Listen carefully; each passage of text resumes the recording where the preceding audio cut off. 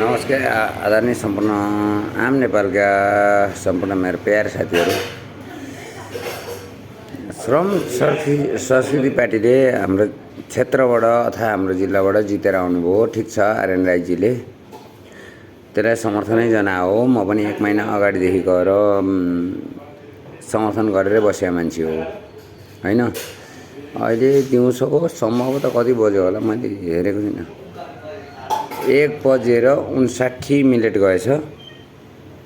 यो बेला भिडियो बनाउँछु। मलाई दुनियाँले जे भन्छन् त्यो मतलब कुरा भएन, तर हिजो र आज अब कुन हरकतमा पुग्नुहुन्छ हर्क साम्बाङजी र आर्यन राई भन्ने कुरा हो।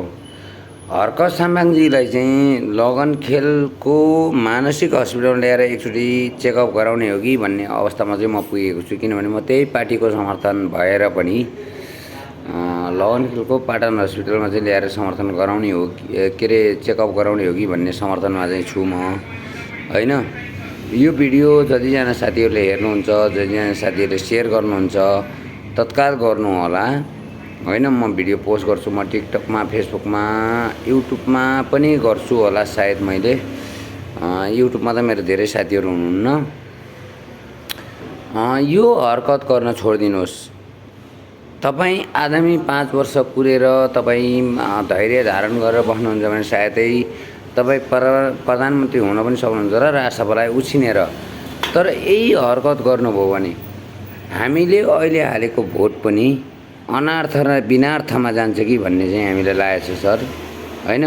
तपाईले मेरो घर खोज्नुहुन्छ भने खोटाङ ऐसेलोहर्क, पहिला जलेश्वरी अहिले ऐसेलोहर्क, तपाईँ धरान सरेर जानुभएको छ।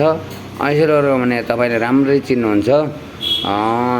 तपाईलाई अरू केही लाग्दैन भने मेरो मोबाइल नम्बर पनि 97 0 48 3 हो।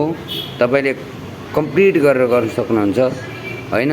तपाईँ अलिकति संयमित भएर त्यो हाउसमा पनि अलिकति हामीले सोचे जस्तो व्यक्ति भएर चाहिँ तपाईँ जानुहोस् ल प्लिज। जय नेपाल, जय राष्ट्रवाद, जय माटो।